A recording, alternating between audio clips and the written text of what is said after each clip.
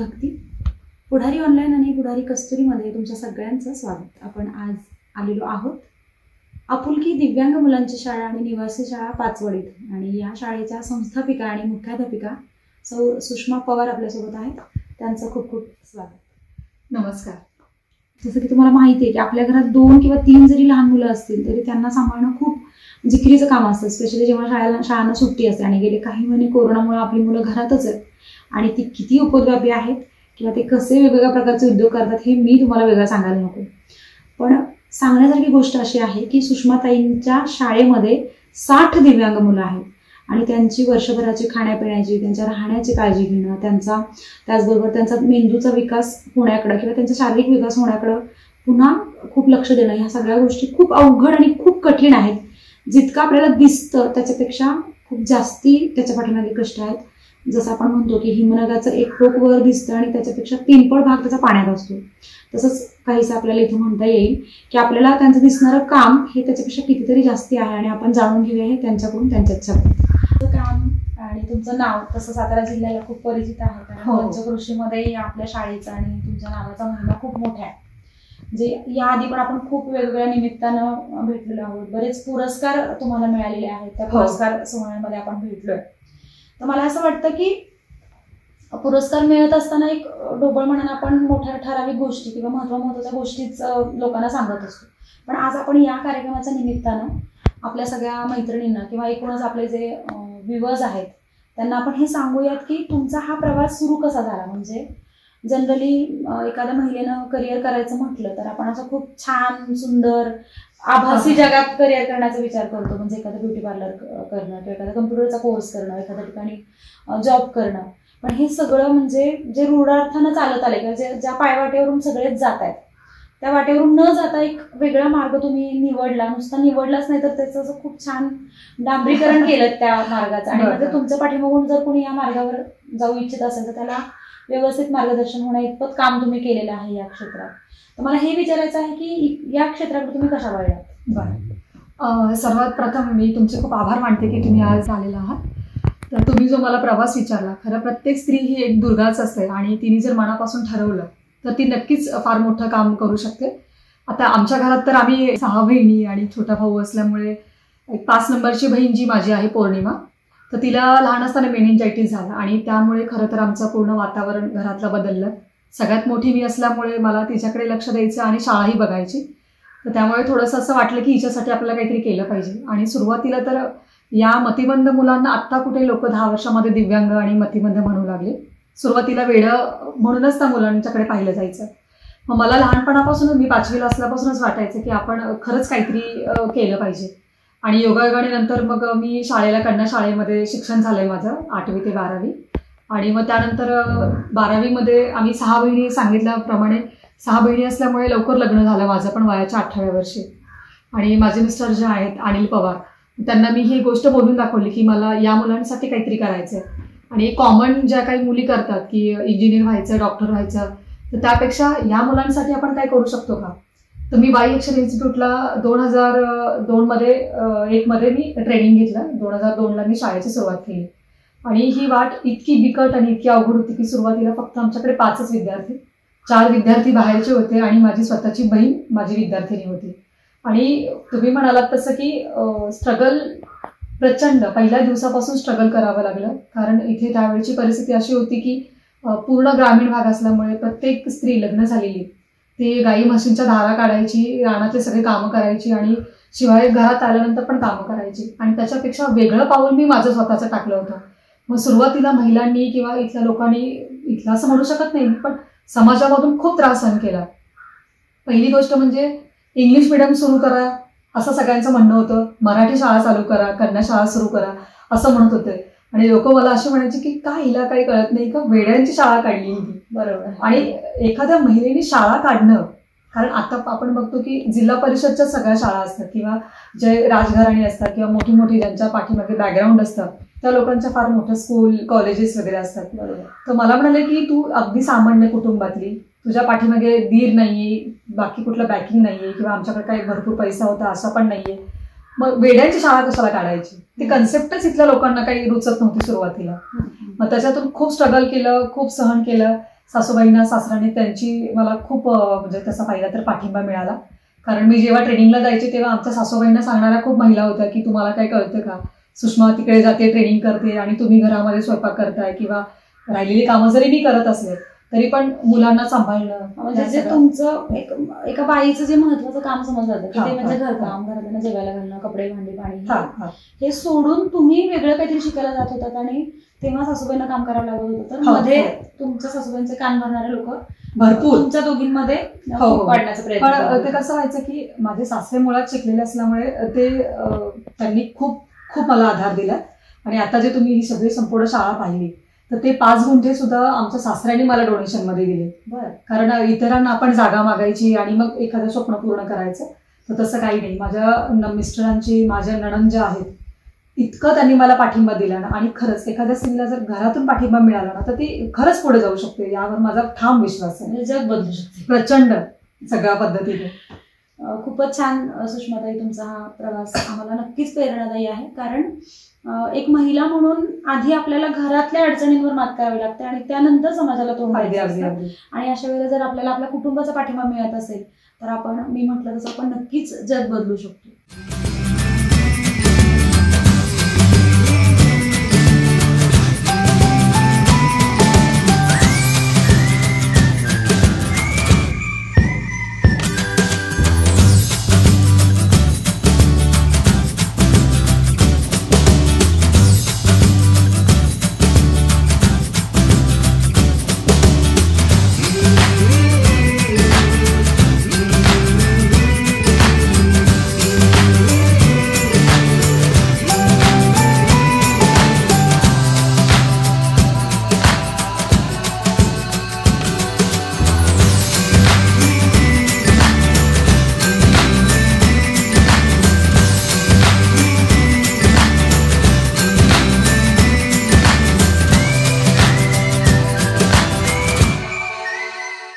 सुषमाताईंचा या क्षेत्राकडे वळण्याचा इतिहास किंवा त्यांचा प्रवास आपण ऐकला. पण मला असं वाटतं की जेव्हा आपण समाजमान्य एखादी गोष्ट करत असतो, एखादा व्यवसाय करत असतो किंवा एखादी नोकरी करत असतो, त्यावेळेला येणाऱ्या अडचणी ह्या खूप कॉमन असतात. म्हणजे त्या प्रत्येकालाच आलेल्या असतात आणि मग आपल्याला इकडून तिकडून कुठून ना कुठून तरी त्याचा पर्याय किंवा त्याचं सोल्युशन मिळत असतं आणि आपण त्याच्यामध्ये पुढे जात असतो. पण सुषमाताईंनी जो व्यवसाय निवडलेला आहे किंवा जे करिअर म्हणून त्यांनी जे निवडलेलं आहे किंवा त्यांच्या स्वतःच्या बहिणीसाठी काहीतरी करायचं या उद्देशानं त्यांनी या दिव्यांग मुलांसाठी हे जे काही उभं केलेलं आहे शाळा, तर मला असं वाटतं की त्यांच्या अडचणी ह्या नक्कीच आपल्या तुमच्या माझ्यापेक्षा खूप वेगळ्या असतील आणि त्याच्यावर त्यांनी कशी मात केली हे आपण जाणून घेऊया त्यांच्याकडूनच. सुषमाताई, मला असं विचारायचं आहे की मी मागाशीच म्हटलं की 2 मुलं घरात असतील तर एक आई म्हणून त्यांना दिवसभर सांभाळता माझी दमछाक होते, नाकी नऊ येतात. तर या 60 मुलांना सांभाळताना तुम्हाला काय काय अडचणी आल्या आणि तुम्ही कशी मात केली त्याच्यावर? किंवा आता सुद्धा कोरोनाचा इतका प्रादुर्भाव आहे, गेले 6-7 महिने सगळंच ठप्प झालं. म्हणजे व्यवसाय असेल, नोकरी असेल, काही जे काही आहे ते ठप्प झाले. आणि माझ्या माहितीप्रमाणे आपली विनाअनुदानित शाळा आहे, सरकारकडून काही अनुदान मिळत नाही. जे काही तुम्ही करता ते सगळं देणगीवरच असतं. तर मला असं वाटत नाही की गेल्या 6 महिन्यात काही देणगी कुठून मिळाली असेल किंवा पुढचे काही महिने, कारण आता सगळ्यांचाच बिझनेसचा आणि नोकऱ्यांचा खूप मोठा प्रश्न निर्माण झालाय. तर इथून पुढे किती कालावधीसाठी तुम्हाला देणगी मिळू शकणार नाही हे आपण काही भाकीत करू शकत नाही. तर मग तुम्ही या सगळ्यांमधून कसं सर्व्हाइव्ह करणार आहात?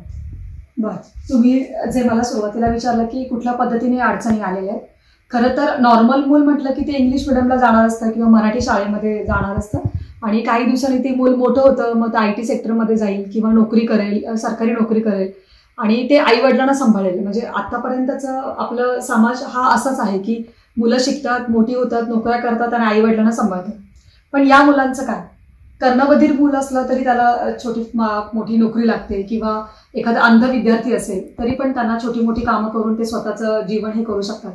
पण दिव्यांग किंवा आमची जी शाळा आहे मतिमंद मुलांची, तर मतिमंद मुलांच्या ब्रेनमध्येच प्रॉब्लेम झालेला असतो. ते दिसताना खूप छान दिसतात. म्हणजे जरी 20 वर्षाचं मूल असेल किंवा 25 वर्षाचा विद्यार्थी असेल, मूल असेल, पण ते दिसताना खूप हातापायाने व्यवस्थित दिसलं तरी त्याचं जे काही मेंदूचं काम करण्याची क्षमता असते किंवा त्याचा IQ जो असतो ते नॉर्मल मुलांप्रमाणे नसतो. त्याचं वय जास्तीत जास्त 3 वर्षाच्या बाळापर्यंतच असू शकतं. मग आपली नॉर्मल मुलं जी 3 वर्षाची असतात ती चॉकलेट मागणार, खाऊ मागणार किंवा त्यांना लेडीज जेंट्स मधला काही फरक नाही समजत. मग हे समजून आम्हाला त्या पालकांना पहिल्यांदा सांगावं लागतं मुलं आल्यानंतर सुरुवातीला मला तर सर्व्हिस करावा लागला आणि आता थोडंसं लोकांमध्ये जागृती झाली आहे. मुलं इथपर्यंत येतात, आम्ही त्यांना ॲडमिशन देतो. आमची एकूण 4,500-5,000 स्क्वेअर फीटमध्ये बिल्डिंग आहे. मग ते मागत असताना आम्ही प्रत्येक व्यक्तीकडून देणगी स्वरूपामध्ये वीट, सिमेंट, वाळू, पुण्याला जसं येईल माणसं त्या पद्धतीने त्या मुलांना आम्ही सगळं मागत गेलेलं.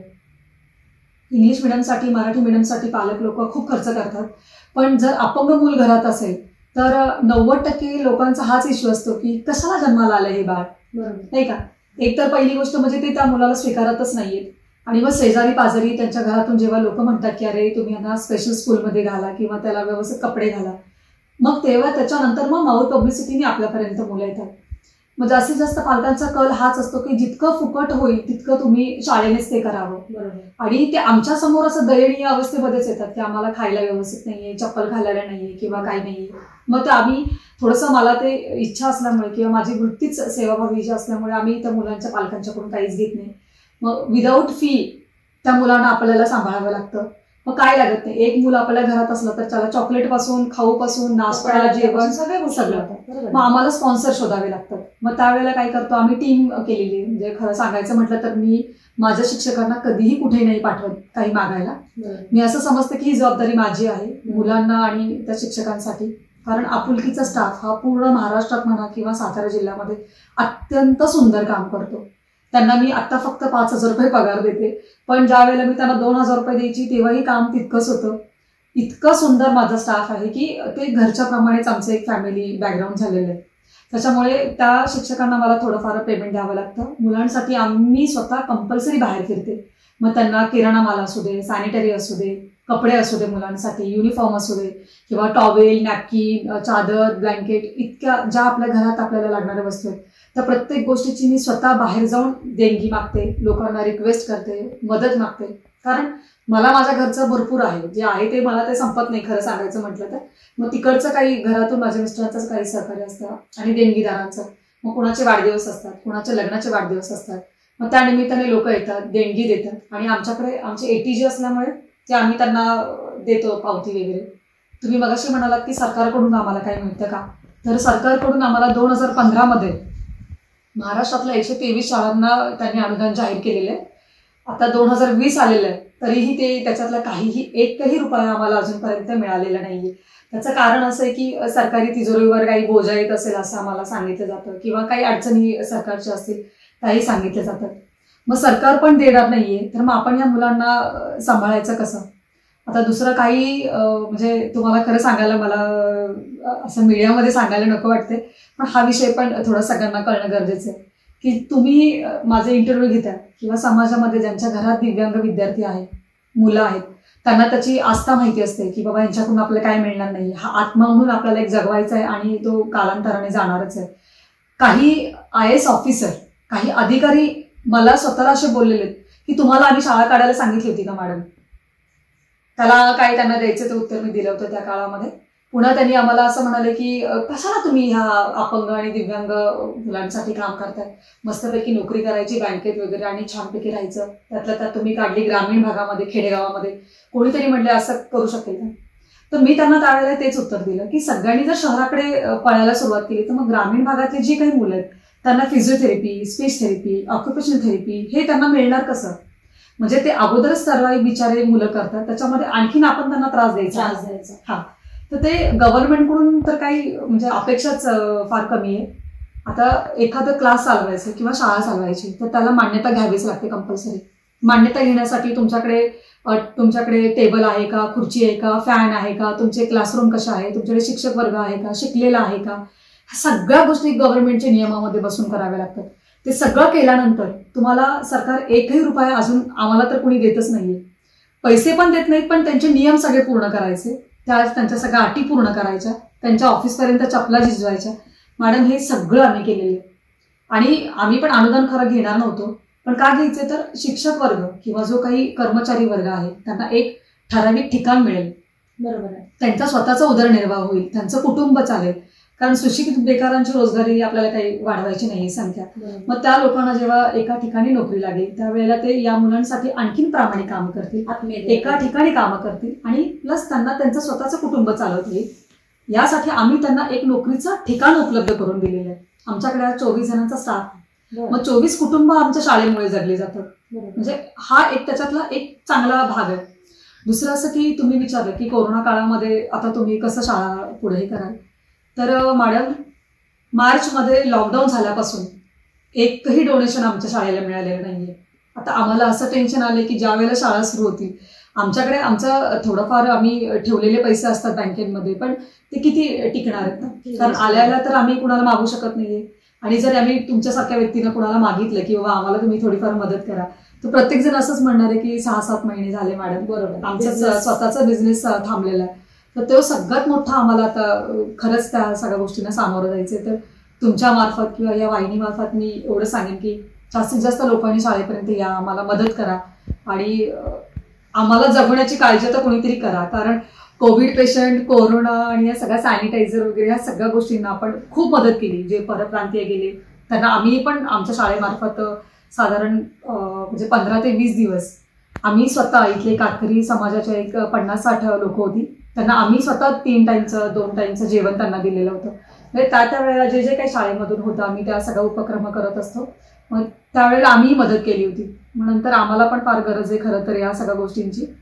आणि तुम्ही म्हणतात की तुमची नॉर्मल मुलं शिकवताना फार अवघड आहे, आम्हाला पण या सगळ्या गोष्टींना खूप फेस करावं लागलं.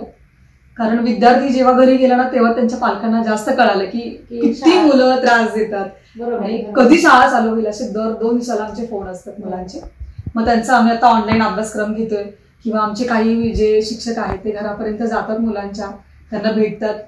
पण मुलांची अत्यंत दयनीय अवस्था आहे. केस वाढलेले आहेत, नखं वाढलेली आहेत आणि जी मुलं आमच्याकडे टवटवीत आणि सुंदर छान दिसतात ती आई वडिलांच्याकडे असून सुद्धा त्यांच्या पूर्ण चेहऱ्यावर कळा आलेली आहे मॅडम. मी खरं सांगते की म्हणजे अगदी वाईट वाटतं. मग आमचे टीचर लोक तिथे व्हिडिओ करतात, आम्ही व्हिडिओ कॉन्फरन्सवर बोलत असतो आणि मग त्यांना घरापर्यंत वगैरे पण अभ्यास दिला जातो. पण पालकांची खूप इच्छा आहे शाळा लवकरात लवकर सुरू करा म्हणाले. आपण ऐकलंच सुषमाताईंच्याकडून की दिव्यांग मुलांचा सांभाळ करणं किंवा अशी एखादी संस्था उभी करणं आणि फक्त उभी न करता ती सुरळीत चालू राहावी यासाठी त्यांना 24 तास सतत प्रयत्नशील राहावं लागतं. आणि खूपच खरं तर खूप वाईट वाटतं ह्या सगळ्या गोष्टी ऐकताना. कारण तुमची माझी नॉर्मल मुलं सुद्धा अनेक हट्ट करत असतात. त्यांचे हट्ट पुरवता आपण कधीतरी कुठेतरी कमी पडत असतो आणि दुसऱ्याच्या मुलांना इतकं व्यवस्थित सांभाळणं, त्यांना जीव लावणं. कारण दिव्यांग मुलांसाठी काही करणं म्हणजे शिक्षक म्हणून, संस्थाचालक म्हणूनही करण्यासाठी आपल्या हृदयामध्ये आपल्या मुलांबद्दल जितकं प्रेम असतं त्याच्या कित्येक पट जास्त करुणा, दया, सहानुभूती आणि प्रेम असणं आवश्यक आहे. त्याशिवाय दिव्यांग मुलांसाठी कुणीच काही करू शकत नाही असं माझं वैयक्तिक मत आहे. तर मला असं वाटतं की सुषमाताईंची शाळा लवकरात लवकर सुरू व्हावी. कारण की जितकी त्यांच्या विद्यार्थ्यांना ओढ आहे शाळेत येण्याची तेवढीच तळमळ त्यांच्याही चेहऱ्यावर आपल्याला दिसतीये की कधी एकदा शाळा सुरू होते, कधी एकदा हे विद्यार्थी शाळेमध्ये येतात आणि आपण त्यांच्यासाठी काहीतरी करू शकतो. आपण ऐकलं सुषमाताईंचाच तोंडून त्यांचा हा प्रवास खरंच खूप खडतर आहे, सोपा नाहीये. पण त्या तरीही जिद्दीनं या मार्गावरून वाटचाल करतात. आपल्यासोबत कित्येक लोकांना त्या सोबत घेऊन जातात आणि हेच काम मला वाटतं त्या आयुष्यभर करत राहणार आहेत. तर सुषमाताई मला असं विचारायचं आहे की इथून पुढचे तुमचे काय उपक्रम आहे त्याच्याविषयी थोडंसं सांगा. बरं, इथून पुढचे उपक्रम म्हणजे आता आमची दिव्यांग मुलांची शाळा आहे आणि हॉस्टेल आहे की सातारा जिल्ह्यातला फक्त आमच्या शाळेला मान्यता आहे हॉस्टेल चालवा. आणि आमच्याकडे मुलं आणि मुली दोन्ही आहेत. 18 वर्षाच्या पुढच्या मुलांच्याकडून आम्ही काही फ्लावर बनवून घेतो, डिझायनर कॅन्डल बनवून घेतो, कापडी पिशव्या आमचा उपक्रम सुरू आहे कापडी पिशव्यांचा. आणि अशा पद्धतीने अपंग जे आता हे फक्त मतिमंद मुलं आहेत आमच्याकडे, तर जे समाजामध्ये त्यांचं IQ चांगलं आहे पण ते शारीरिकदृष्ट्या अपंग आहेत, तर त्या सर्वांना घेऊन मला एक चांगला उपक्रम सुरू करायचा आहे. तर त्यासाठी पण वेगवेगळे आयडियाज आमच्याकडे आहेत की पुनर्वसन करण्यासाठी, पुनर्वसन केंद्र सुरू करण्यासाठी जागा वगैरे आमच्याकडे मुबलक आहे. पण त्यासाठी लागणारा जो निधी आहे किंवा जो काही फंड आहे, तर त्यासाठी खरं मी तुमच्या मार्फत आवाहन करेन की आम्हाला बांबूंची शेती करायची, बांबूंपासून निरनिराळ्या वस्तू तयार करायच्या किंवा केळीच्या सालेपासून जे काही निर्माण होतं, तर जास्तीत जास्त नॉर्मल माणसांना कुठेही माणूस काम देतं किंवा त्याचं फॅमिली बॅकग्राऊंड असतं व्यवस्थित, ती माणसं राहू शकतात. पण जे काही अपंग आहेत आपल्या समाजामध्ये, इतक्या प्रकारात मॅडम आपल्या सातारा जिल्ह्यामध्ये पण अपंग आहेत, मग ते छोट्या छोट्या गोष्टींसाठी सुद्धा त्यांना खूप ठिकाणी हात पसरावे लागतात. मग त्यांना आम्हाला उभं करता येईल का? ते अपंग, त्यांच्या घरातले जर कोणी नॉर्मल व्यक्ती आमच्या बरोबर जुडली गेली तर त्यांना आपण काही काम देऊ शकतो का? त्यांना छोटा मोठा उद्योग देऊन त्यांना त्यांच्या पायावर उभं करणं आणि त्यांचं पुनर्वसन करणं हे सगळ्यात महत्वाचं आता माझ्या समोर उपक्रम आहे. कारण बघा, मला असं प्रत्येकाला बघितल्यानंतर मलाही वाटतं की माझं शॉप असावं, दुकान असावं, मेडिकल पण असावं, सगळं असावं. पण एक व्यक्ती असं 4-4 ठिकाणी तर आपण करू शकत नाहीये. आणि ते खरं तुम्ही करू शकता की तुमच्यामध्ये ते गट्स आहेत मे बी. पण मी त्या मतिमंद मुलं किंवा दिव्यांग मुलांच्या बाहेर आम्ही अजून गेलेलोच नाही, विचारच नाही केलेला. तर ते फिरून परत माझं ते करुणा आणि भावना इथेच मिळते की मला समाजातल्या सर्व अपंगांसाठी काहीतरी चांगलं काम करायचंय. त्यांच्यासाठी पुनर्वसनासाठी जर कुणाजवळ अशी वेगळी आयडिया असेल तर तुम्ही आपुलकीला खरंच भेट द्या. जर चांगलं काही करण्यासारखं असेल तर आमच्याकडे जागा आहे, आमच्याकडे मनुष्यबळ पण आहे आणि तेवढे मी गट्स वापरू शकेन. तर वृद्धाश्रम काढण्याचा तर मी कधी तो विचारच नाही करत आहे, कारण आपले आईवडील आपल्या घरातच असावेत. तर त्यासाठी काही मी खरंच प्रयत्न करणार नाहीये. पण अपंगांसाठी आणि या दिव्यांग मुलांचं पुनर्वसन करण्यासाठी आम्ही नक्कीच हा एक मोठा उपक्रम आता मनामध्ये घेतलेला आहे. आणि तुमच्या सगळ्यांची साथ आम्हाला अशा पद्धतीनेच राहू द्या. आणि शाळेला जे काही आता सुरू होईल जेव्हा शाळा, तेव्हा मी तुम्हाला सगळ्यांना असं आवाहन करते की खरंच तुम्ही शाळेला पूर्वीसारखी सगळ्यांनी भेट द्या, व्हिजिट द्या, मुलं पाहायला या आणि तुमच्या मदतीचं सहकार्य मला कायमस्वरूपी लागणार आहे, एवढंच मी सांगेन. धन्यवाद. निश्चितच सुषमाताई, तुमच्या या सगळ्या प्रयत्नांना आमची साथ नक्कीच राहणार आहे. कारण तुम्ही जो उपक्रम सांगितलं आता की साधारणपणे माणसाचं असं स्वप्न असतं की मी एखादा शॉप सुरू करावा, एखादा बिझनेस सुरू करावा, ज्याचं तुम्हाला अर्निंग कसं होईल. पण तुम्ही तुमच्या या दिव्यांग मुलांना फक्त शिकवतच नाही आहात, तर त्यांना घडवण्याचा पण प्रयत्न करताय. किंवा जर तुमचे विद्यार्थी नाही आहेत पण काही अंशी अपंग आहेत, अशा लोकांच्या पुनर्वसनाचा विचार करताय, तर ही खरंच खूप मोठी गोष्ट आहे. आणि मी तुमच्या मार्फत सगळ्यांनाच आवाहन करू इच्छिते की जेव्हा आपुलकी सुरू होईल तेव्हा आपण सगळ्यांनी एकदा नक्की भेट देऊयात आपुलकीला आणि आपल्याला जी काही शक्य आहे ती मदत नक्की करूयात. थँक्यू. थँक्यू.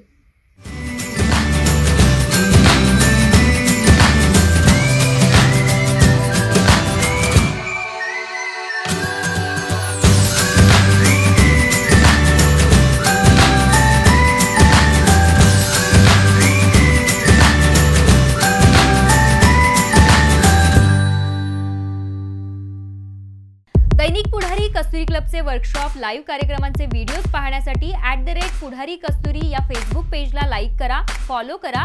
तसंच पुढारीच्या सर्व इव्हेंट्सचे व्हिडिओज पाहण्यासाठी पुढारी इव्हेंट्स या यूट्यूब चॅनलला सबस्क्राईब करा आणि बेल आयकॉनवर क्लिक करा.